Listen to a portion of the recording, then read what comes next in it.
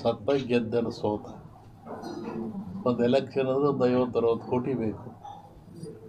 ಮತ್ತು ಹೆಂಗೆ ನೈಜ ರಾಜಕಾರಣ ಅಪೇಕ್ಷೆ ಪಡ್ತೇನೆ. 20 ದಿವಸ ಹಿಂದೆ ನಾನು ಧಾರವಾಡದಲ್ಲಿ ಹೇಳಿದ್ದೆ. ನಾನು ಈ ಥರ ಮಳೆ ಆಗುತ್ತೆ, ಭೂಮಿ ಕಂಪಿಸುತ್ತೆ, ಗುಡ್ಡಗಳು ಬೀಳ್ತವೆ, ಜನಗಳು ಸಾಯ್ತಾರೆ, ರೋಗ ರುಜಿನಗಳು ಹೆಚ್ಚಾಗ್ತವೆ. ನೀರು ಇಂಡಿಯಾಕ್ಕಲ್ಲ, ಜಾಗತಿಕ ಮಟ್ಟದಲ್ಲಿ ಕೆಲವು ರಾಜ್ಯಗಳು ಮುಳುಗ್ತವೆ ಅಂತ ಹೇಳಿದ್ದ ನಾನು. ಈಗ ಅದರ ಪ್ರಕಾರವಾಗಿ ನನ್ನ ಲೆಕ್ಕ ಇನ್ನೂ ಅಮಾವಾಸ್ಯೆವರೆಗೆ ಇರ್ತದೆ. ಅಮಾವಾಸ್ಯೆ ನಂತರ ಮತ್ತು ಬೇರೆ ಭಾಗದಲ್ಲಿ ಹೋಗ್ತದೆ ಅದು. ಒಟ್ಟಿಗೆ ಇದು ಕ್ರೋಧಿನಾಮ ಸಂವತ್ಸರ. ಕ್ರೋಧನ ಸಿಟ್ಟು ಅಂತ ನಮ್ಮ ಹಿಂದೂಗಳ ಪ್ರಕಾರವಾಗಿ. ಇದರಾಗ ಒಳ್ಳೆಯದು ಕೆಟ್ಟದಿದೆ. ಒಳ್ಳೆಯದಕ್ಕಿಂತ ಕೆಟ್ಟದೇ ಜಾಸ್ತಿ ಪ್ರಾಕೃತಿಕವಾಗಿ. ಹಾಗಾಗಿ ಪ್ರಾಕೃತಿಕ ದೋಷ ಇದು ಮುಂದುವರಿಯುತ್ತೆ. ನನ್ನ ಲೆಕ್ಕದಲ್ಲಿ ಅಮಾವಾಸ್ಯೆವರೆಗೂ ಒಂದು ಭಾಗದಲ್ಲಿ ಕಮ್ಮಿ ಆಗ್ತದೆ, ಅಮಾವಾಸ್ಯೆಗಳು ಮತ್ತೊಂದು ಭಾಗದಲ್ಲಿ ಜಾಸ್ತಿ ಆಗ್ತದೆ. ಇದು ಇಂಡಿಯಾಗೆ ಅಂತಲ್ಲ, ಆಲ್ ಓವರ್ ವರ್ಲ್ಡ್ ಹೇಳ್ತಿರೋದು ನಾನು. ಹೇಳಿದ್ನಲ್ಲ, ಜಲಕಂಟಕ ಇದೆ, ಎಲ್ಲ ಡ್ಯಾಮ್ಗಳು ತುಂಬ್ತವೆ ಅಂತ ಹೇಳಿದ್ದೆ ನಾನು. ಇದೆಲ್ಲ ನಡೆದಲ್ಲಿ ಹೇಳಿದ 20 ದಿವಸ ಧಾರವಾಡದಲ್ಲಿ ಹೇಳಿದ್ದೆ ನಾನು. ಇದು ನಡೆದಿರೋದೆಲ್ಲ ಅದೇ ಅನಿಷ್ಟ ಜಾಸ್ತಿ. ಆಮೇಲೆ ಕರ್ನಾಟಕ ಪೊಲಿಟಿಕ್ಸು. ಒಬ್ಬ ಸನ್ಯಾಸಿ ತಪಸ್ಸಿ ಕೂತಿದ್ದಂತೆ. ಒಬ್ಬ ಬೇಡ ಒಂದು ಜಿಂಕೆ ಬಂದಂತೆ ಕೊಲ್ಲಕ್ಕೆ ಅಂತ. ಅವನ ಮುಂದೆ ಹೋಯ್ತಂಥದ್ದು ಜಿಂಕೆ. ಅವನು ಬೇಡ ಬಂದ, ಏನು ಸ್ವಾಮಿ ಇಲ್ಲಿ ಜಿಂಕೆ ಓತ ಅಂತ ಕೇಳ್ದ. ಇವನು ಹೇಳಿ ಕೇಳಿ ಸನ್ಯಾಸಿ ಅವನಂದ, ಈ ಓತು ಅಂತ ಹೇಳ್ಬಿಟ್ರೆ ಕೊಂದು ಬಿಡ್ತಾನೆ. ಆ ಕೊಂದು ಪಾಪ ನನಗೆ ಬಂದುಬಿಡುತ್ತೆ. ಇಲ್ಲ ಅಂತ ಹೇಳಿದ್ರೆ ಸುಳ್ಳು ಹೇಳಿದ ಪಾಪನೂ ಬರುತ್ತೆ ನನಗೆ, ಏನು ಮಾಡೋದು ಅಂತ ಯೋಚನೆ ಮಾಡಿದ್ದಂತ. ಆಮೇಲೆ ಮತ್ತೆ ಅವನ ಆಸೆ ಕೇಳಿ, ಎಲ್ರಿಗೊಂದು ಹೇಳ್ರಿ ಇದ್ರಿ ಸ್ವಾಮಿಗಳು ಇಲ್ಲೇ ಓತಲ್ಲ. ಅದಕ್ಕೆ ಅವನು ಸನ್ಯಾಸಿ ಹೇಳಿದಂತೆ, ಯಾವುದು ನೋಡ್ತು ಅದಕ್ಕೆ ಮಾತಾಡೋಕ್ಕೆ ಬರಲ್ಲ, ಯಾವುದು ಮಾತಾಡ್ತು ಅದು ನೋಡಲಿಲ್ಲ, ಏನು ಮಾಡಪ್ಪ ನಾನು. ಕಣ್ಣು ನೋಡ್ತು, ನಿನಗೆ ಕಣ್ಣೇ ಹೇಳಬೇಕು ಓತು ಅಂತ, ಅದು ಮಾತಾಡಲ್ಲ. ಆದರೆ ನ್ಯಾಲಿಗೆ ಮಾತಾಡುತ್ತೆ, ಅದು ನೋಡಲಿಲ್ಲ, ನಾನೇನು ಮಾಡೋಣ ಅಂತ. ಹಂಗೆ ಈ ರಾಜಕಾರಣ ಹೇಳ್ಬೇಕಾದ್ರೆ ನಾವು ಹುಷಾರಾಗಿ ಹೇಳ್ಬೇಕು. ಇದರಲ್ಲಿ ಇನ್ನೂ ಒಂದು ಹೇಳಿದ್ದು ನಾನು 20 ಹಿಂದೆ.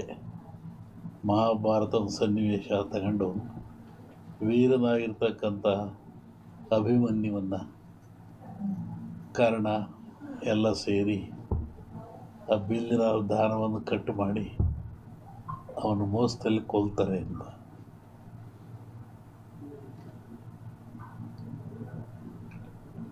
ಆಮೇಲೆ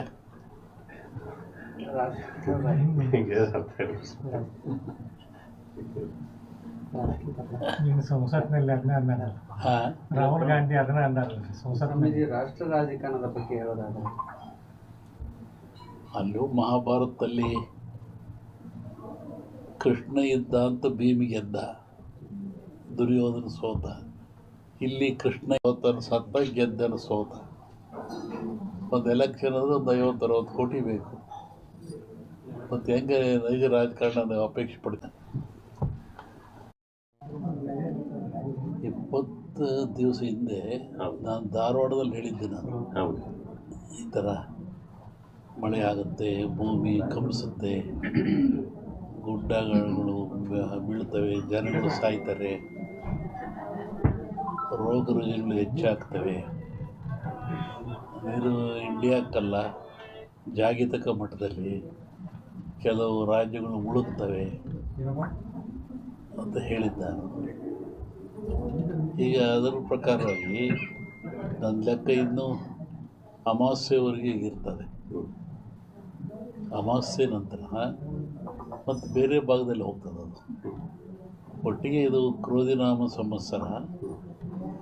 ಕ್ರೋಧನ ಸಿಟ್ಟು ಅಂತ ನಮ್ಮ ಹಿಂದೂಗಳ ಪ್ರಕಾರವಾಗಿ. ಇದರ ಒಳ್ಳೆಯದು ಕೆಟ್ಟದಿದೆ. ಒಳ್ಳೆಯದಕ್ಕಿಂತ ಕೆಟ್ಟದೇ ಜಾಸ್ತಿ ಪ್ರಾಕೃತಿಕವಾಗಿ. ಹಾಗಾಗಿ ಪ್ರಾಕೃತಿಕ ದೋಷ ಇದು ಮುಂದುವರಿಯುತ್ತೆ. ನನ್ನ ಲೆಕ್ಕದಲ್ಲಿ ಅಮಾವಾಸ್ಯೆವರೆಗೂ ಒಂದು ಭಾಗದಲ್ಲಿ ಕಮ್ಮಿ ಆಗ್ತದೆ, ಅಮಾವಾಸ್ಯೆಗಳು ಮತ್ತೊಂದು ಭಾಗದಲ್ಲಿ ಜಾಸ್ತಿ ಆಗ್ತದೆ. ಇದು ಇಂಡಿಯಾಗೆ ಅಂತೆಲ್ಲ ಹಲವರು ವರ್ಲ್ಡ್ ಹೇಳ್ತಿರೋದು ನಾನು ಹೇಳಿದ್ನಲ್ಲ. ಜಲಕಂಟಕ ಇದೆ, ಎಲ್ಲ ಡ್ಯಾಮ್ಗಳು ತುಂಬ್ತವೆ ಅಂತ ಹೇಳಿದ್ದೆ ನಾನು.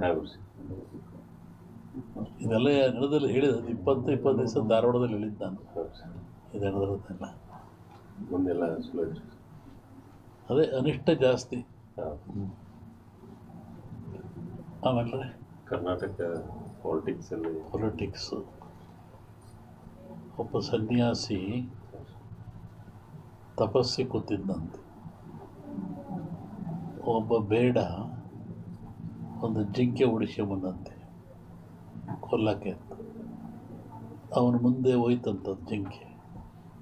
ಅವನು ಬೇಡ ಬಂದ, ಏನು ಸ್ವಾಮಿ ಇಲ್ಲಿ ಜಿಂಕೆ ಓತಾ ಅಂತ ಕೇಳ್ದ.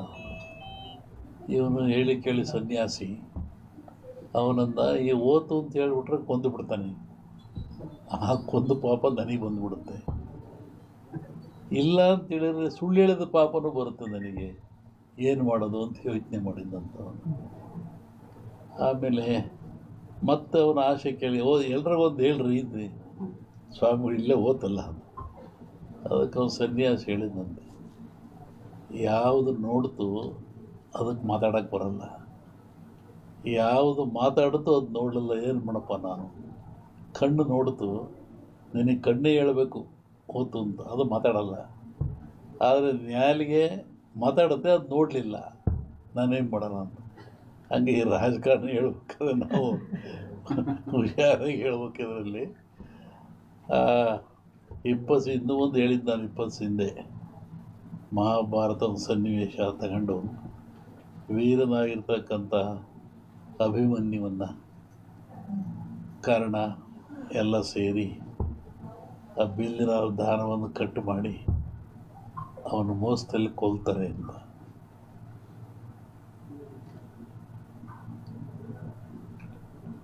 ಆಮೇಲೆ